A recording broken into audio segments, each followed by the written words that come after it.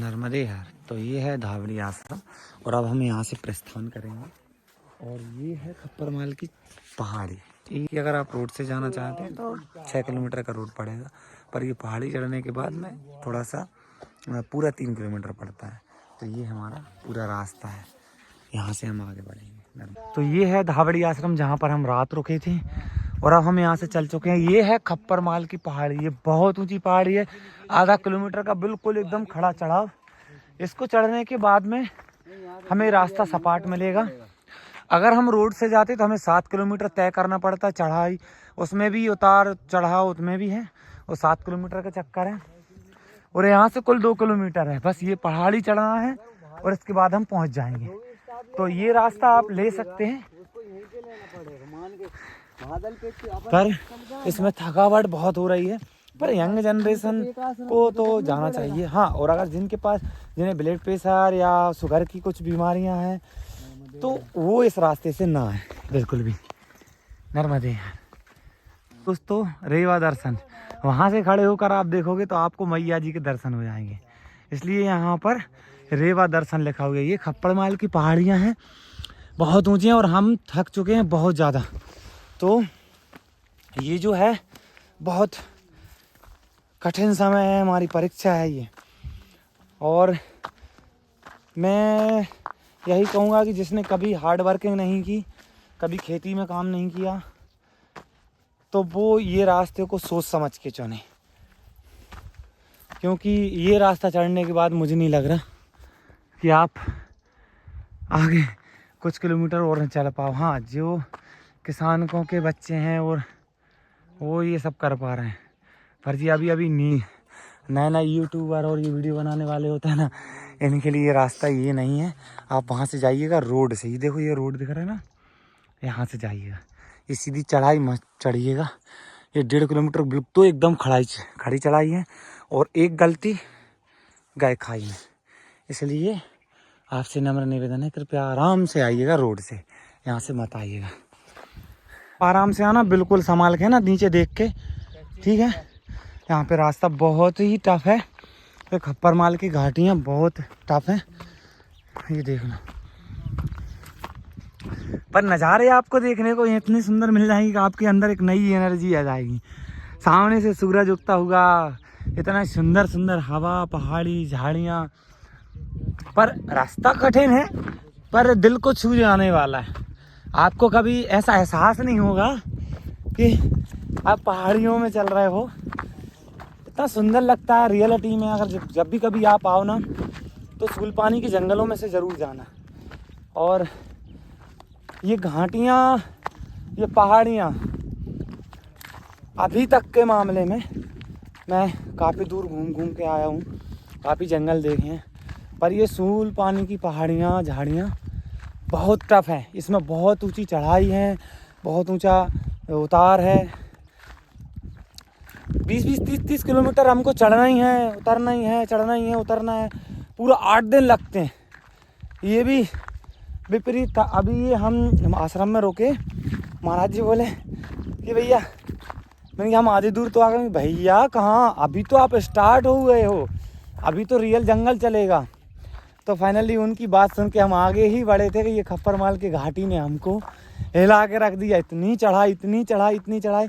ऐसा नहीं है कि सीधा चलना है, ऐसे चलना है, बिल्कुल ऐसे घुटनों पे पाँव रख के। इतना आसान नहीं है, पर इतना सुंदर है कि आप यहाँ पर देख के ये कहोगे कि यार हम वाकई में घूमने के लिए निकले थे, तो हमारे लिए कुछ मिला। चलो आगे दिखाते हैं आपको नर्मदा जी दर्शन। दीदी को हमारे भक्तगण चले आ रहे हैं सभी लोग, पर थक गए हैं। पहाड़ियाँ देखो, सुंदरता देखो। इसके ऊपर जब भी लोड पड़ता है ये भजन करने लगता है, और इसके भजन में पता नहीं ऐसी क्या शक्ति आ जाती है, इसको कोई फर्क नहीं पड़ता। इसके साथ मैं भी करने लगता हूँ, फिर मुझे भी कोई दिक्कत नहीं। जब भी मैं वीडियो बनाता हूँ तभी मुझे सबसे ज़्यादा थकावट होती है। तो फिर भी मेरे घर वालों को पता है कि हमें घर पे वीडियो चाहिए, चाहे 1 व्यूज़ आए, हमारे लिए 2। तो घर वालों के लिए मैं वीडियो बनाता हूँ। नर्मदे हर, अगर आप सहयोग करेंगे तो अच्छी बात है, नहीं तो कोई बात नहीं। नर्मदे हर। तो हम ये पहाड़ों में से पानी नितर रहा है ना, इसके ऊपर कुछ नहीं है, बस ये इसी में से नितर रहा है ये। और ये यहाँ के लोगों ने यहाँ पर ये लकड़ी लगाकर ये कुछ डायरेक्शन बना दिया है, तो हम यहाँ पानी पिएंगे। हाँ, बहुत सुंदर लग रहा है।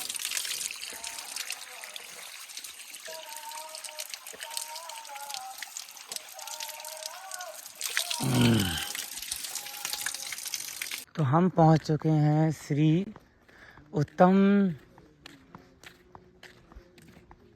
स्वामी जी महाराज। हाँ, ये है स्वामी जी महाराज का आश्रम। और हम अभी कहा पहाड़ी खड़ी चढ़कर आए थे, यहाँ से हमें रोड मिल चुका है। महाराज जी का नाम याद नहीं था मुझे। ये श्री उत्तम स्वामी जी महाराज हैं, ये इनका आश्रम है, उत्तम श्री उत्तम समर्पण सेवा समिति। यहाँ पर ये बहुत अच्छा आश्रम है, बहुत बड़ा है, काफ़ी लोगों की यहाँ पर व्यवस्था की गई है। और ये धाबड़ी आश्रम से 6 किलोमीटर की दूरी पर है। और आप सीधा रास्ता आएंगे तो आपको लगभग दूरी वो पड़ेगी, क्या बोलते हैं, 2 किलोमीटर पड़ेगी। ये है उत्तम ऋषि जी का आश्रम, नर्मदे है। आदिवासियों के बच्चों को शिक्षा भी दी जाती है इस आश्रम में, बाल संस्कार कुछ बहुत अच्छा लग रहा है यहाँ पर आकर, काफ़ी अच्छा लग रहा है, व्यवस्था बहुत अच्छी कर रखी है। तो दोस्तों, हम जंगल में हैं अभी अंदर, और हमने शॉर्टकट लिया है। और शॉर्टकट आप ना लें, क्योंकि जिस मतलब जो अच्छा वर्क कर लेता है, जिसने कभी किया हो तो वो कर ले शॉर्टकट, अन्यथा आप शॉर्टकट ना लें, क्योंकि यहाँ पर पूरे पत्थर और ये गलियाँ बहुत कठिन होती हैं और संभल संभल के आना होता है। तो हम शॉर्टकट लिए हैं, वो हमारा भाई आ रहा है। तो अब हम आगे जाकर रोड्स पे मिलेंगे। और अभी जो हम आश्रम छोड़ के आए, उत्तम जी का जो आश्रम है, महर्षि उत्तम से सेवा संस्थान, वो हम आश्रम छोड़ के आए और अब हम आगे की ओर बढ़ रहे हैं। भावाने आश्रम है, वहाँ जाके रुकेंगे हम दोपहर को। तो ये देखिए, ये अब खप्पड़ माल की जो घाटी, अब वही 6 किलोमीटर उतरना भी है। वो चले जा रहा है परिक्रमावासी, वो वहाँ पर बहुत दूर। ये देखिए, ये व्यू है, और ये खड़ी पहाड़ी बिल्कुल जस्ट उतर के आए हम अभी। इसके आगे 17 किलोमीटर। ये देखो, सब भैया भोजन कर चुके हैं यहाँ पर, सारे भक्त हैं। अब हम यहाँ पर भोजन करेंगे, क्योंकि हम थोड़े से लेट हो गए थे आज वहाँ से निकलने में।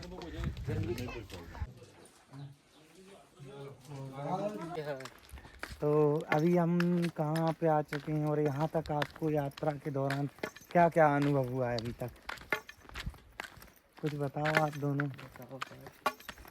ये इसकी हवा निकल गई इसकी। तो हमारा ये मराठी भाई बोल रहा है कि हिंदी मुझे को बराबर नहीं आता, तो शायद आपकी भाषा समझ ना आ पाएगा, पर कोई बात नहीं। अनिकेत, तुम बताओ कैसी क्या यात्रा रही। हम तो हमेशा बताए बहुत अच्छा, मतलब बहुत अच्छे अनुभव रहा है, और पहली बार प्राकृतिक चीज़ें देखने में बहुत आनंद आया। यहाँ पे जो आता है वही जान सकता है कि प्राकृतिक से जुड़ाव क्या होता है। तो यहाँ पे एक बार मतलब कोई विजिट जरूर करे, और जो प्राकृतिक की खूबसूरती है वो यहाँ आकर ही उसको पता चले क्या है। और मैया की परिक्रमा जो कर रहे हैं, इतना तो पता है कि मैया की परिक्रमा किसी भी प्रकार की समस्या नहीं आती। सूल पानी के जंगलों के बारे में क्या कहना चाहोगे। सूल पानी का जंगल कहा जाए तो सबसे सुंदर जंगल सूल पानी का जंगल। यहाँ के लोगों के बारे में, यहाँ के लोग, मतलब ऐसा है, इनके लोगों जो लोग हैं वो बहुत ही प्रेमी लोग हैं। जैसे भी होता है उनसे वो वैसे सहायता करते हैं, अपनी सक्षमता से ज़्यादा सहायता करते हैं लोगों की यहाँ पर। मदद, सेवा सबसे उनका मन में भाव यह है कि सेवा ही सबसे बड़ा धर्म है, और वो सेवा बिल्कुल किस नहीं चूकते हैं, बिल्कुल सेवा करते हैं सभी की, परिक्रमावासियों की। और जो उनके पास जो भी है सेवा के योग, वो हर चीज़ हर प्रकार से सेवा कर रहे हैं। कुछ लोग तो ऐसे मिले थे शाम को, जैसे कोई अचानक उनके घर पहुंच जाए, जिनसे चलता नहीं बनता, तो उनके पास में अगर एक रोटी है ना, तो वो एक रोटी तक दे देते हैं, अपने सामने मतलब अपने थाली की रोटी तक दे देते हैं। तो और इसी जंगल के लोगों ने पहले बदनाम करके रखा है।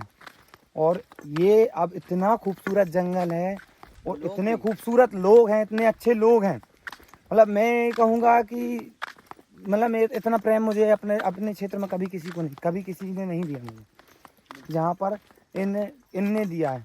क्योंकि जो प्रेम रहता है ना, वो कहीं ना कहीं मुझे ऐसा लगता है हमारे इधर मतलबपन बन जा चुका है ना। बिल्कुल, अपने मतलब से ही आदमी को पूछते हैं और बूझते हैं उससे। सेवा भाव ऐसा है ऐसा कुछ नहीं है, खाने को नहीं है तो भी सेवा कर रहे हैं। हाँ। और अगर अपन सोचें कि अपन उनको कुछ दें तो वो कहते हैं नहीं हमको नहीं चाहिए, हमें कुछ नहीं चाहिए, हमारे पास मैया ने दिया है और मैया की कृपा से और आगे कमा लेंगे।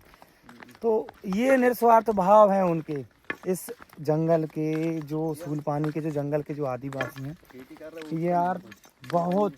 और ये देखो इनकी खेती भी कुछ खास नहीं है, ये बंजर जमीन है और यहाँ पर मात्र बस उन्हीं दिनों में होती है खेती। एक बार कर सकते, एक बार ही खेती होती है बारिश में, इसके बाद में ये पूरा फसल खड़ा रहेगा, यहाँ पर कुछ नहीं है। ठीक है, पर इनके भाव देखकर मुझे बहुत अच्छा लगा और मुझे ये भी पता चला कि हमारे यहाँ और यहाँ बहुत डिफरेंस है। और यहाँ की वादियाँ, यहाँ के पहाड़, मतलब आपको ऐसा लगेगा कि आप एक दूसरी कश्मीर में आ चुके हैं। और ये कश्मीर शायद उनसे भी बहुत खूबसूरत है, भले ही इसमें ग्लेशियर ना हो, ग्लेशियर नहीं है लेकिन खूबसूरती के मामले में बहुत लाजवाब है भाई साहब। आगे बढ़ोगे उतनी सुंदर तो देखो आप हर कदम पर अलग अलग अलग अलग अलग डिफरेंट देखने को मिलते हैं आपको यहाँ पर। तो देखिए दोस्तों कितना सुंदर नज़ारा है। मैया के किनारे आप आओगे तो आपको नज़ारे ही कुछ ऐसे मिलेंगे कि आप बोलोगे क्या क्या करूं मैं, यहीं रुक जाऊं क्या। ऐसे ऐसे सनसेट आपको देखने को मिलेंगे। अभी देखिए अब सूरज डूब रहा है तो कितना सुंदर लग रहा है यहाँ पर। और यहाँ से हमको नाव से पार करके जाना होगा। देखिए वहाँ पर वो नाव चल रही हैं, वो चली जा रही है नाव, तो हमें ये नाव पार करके वो सामने वाली पहाड़ी है, जो सामने वाली पहाड़ी है वहाँ पर जाना है। फिर वहाँ से हमारा रास्ता आगे चलेगा। ये हमारे भाई दोनों चले जा रहे हैं बढ़िया बात करते हुए, और इतना सुंदर नज़ारा है, बहुत सुंदर। देखिए दोस्तों यहाँ पर ये बड़ी नाव है, इसमें मतलब सामान धर के गाड़ियाँ मोटरसाइकिल रख के नीचे उतारा जाता है। अभी ये छोटी छोटी नाव में निकल कर हम जाएंगे बढ़िया से, ये छोटी छोटी नाव में वहाँ पर उस पार निकलेंगे। हमारे सभी भक्तजन माता रानी की कृपा से ये नदी क्रॉस कर रहे हैं। कौन सी नदी है भैया ये? उदय नदी। ये उदय नदी का पार करेंगे। यहाँ से आश्रम कितनी दूर है जाएगा नदी उतर कर? नदी के किनारे पे बस पहुँच ही गए आश्रम तो फिर। थोड़ा हो गई कि हाँ चलो ठीक है, तो हम पहुँचने भी वाले हैं। ये हमारे कुछ मित्र लोग मिल गए हैं रास्ते में। नर्मदे वो नहीं, उनका नाम नहीं बताएंगे, वो क्या है पहले पुणे वाला धस दिया हमने। कौन पुणे वाला? तो संदीप भोर करके मैं वो और एक हुड्डा जी मैंने पूरा झापला तो। नहीं तो दिक्कत क्या है, अपन थोड़ा सा अपन रिकॉर्ड करें। दिक्कत क्या है, मतलब ऐसा उनको ज्ञान नहीं है और को है? हाँ, दिक्कत का ये बोले तो ये बहुत बड़ा अच्छा प्रश्न है। जैसे देखिए अपन मां नर्मदा परिक्रमा में जो चल रहे हैं, हाँ। तो अपन खाली मां नर्मदा जी का ही महत्व समझाए, हाँ? और थोड़ा सा मार्गदर्शन करे, जिस प्रकार अपना जो मार्ग होता है उबड़ खाबड़, कोई किधर किधर ऐसे निकल जाते हैं, हाँ। ये मार्गदर्शन करना होता है। अपितु अपना यशस्व नहीं डालना चाहिए कि हम अमेरिका से आए, हम ऐसा कर रहे वैसा कर रहे ये कर रहे, ये नहीं डालना चाहिए। वो अपनी खुद की लाइफ लाइन और हाँ। व्यूज बनाने के चक्कर हाँ। में रहेंगे तो। केवलम देखिए वो क्या बोलते हैं, 3 रात्रि विश्राम में रेवा तटे जले। अब अपन परिक्रमा इसलिए लगाते हैं कि भूले से भी कोई अगर मां नर्मदा जी के किनारे 3 रात्रि या फिर 1 रात्रि अगर विश्राम कर लिया तो बहुत पुण्यवान और लाभदायक है। हाँ। तो अपन क्या करते हैं, वो चीज को अलग रख के अपना बताते हैं। हम यहाँ से, हम अमेरिका, लंदन, यूरोप जो भी है, हाँ। ये सब बातें फालतू की बातें नहीं बताना चाहिए उसमें। खाली बस मां नर्मदा जी का घाट का महत्व, नर्मदा जी का लीलाएं और कौन से मुनि ने कहाँ तप किया, ये सब बातें बताना चाहिए। अभी तपो बोले तो मां नर्मदा जी का तो तपोभूमि है तट, ये सब बातें बताना चाहिए, फालतू का बखान नहीं करना चाहिए इसमें। समझ गया बाबा जी। कई लोगों ने बोला मुझे कि आप भैया जो वीडियो डालते हो आप मार्गदर्शन कर रहे हो। हाँ, भाई उनने टारगेट ही वैसा रखा हाँ, है कि कलेक्शन हो जाएगा, पर्यटक के हिसाब से अपन चल रहे हैं। हाँ सही है, यूट्यूबर ज्यादा ये करेंगे, व्यूअर्स बढ़ाएंगे। हाँ। देखिए ये है व्यूअर्स बढ़ाने का जो केंद्र साधन बना के रखा है, पैसा कमाने का। सही है, ऐसा है। ठीक ठीक है। नर्मदे हर। नर्मदे हर। नमस्कार दोस्तों, नर्मदा निरंजनी गोरखनाथ धुन फाउंडेशन चलित बिलगांव उबर पाटी पाड़ा तहसील धड़गांव। ये यहाँ पर श्री रमेश भाई गुलाब पावरा ये चलाते हैं और ये डोनेशन से चलता है पूरा। तो यहाँ पर पूरी व्यवस्था टीन सेट कर रखा है और ये है वो उदय नदी जो हमने पार करके अभी हम ऊपर आए। जस्ट ये आश्रम है। इतने श्रद्धालु यहाँ पर आ चुके हैं। अब देखते हैं यहाँ पर क्या व्यवस्था है। वहाँ की अगर कोई भी हमारी मदद लगेगी तो हम हमेशा तैयार रहते हैं, आपको पता ही है। नर्मदे।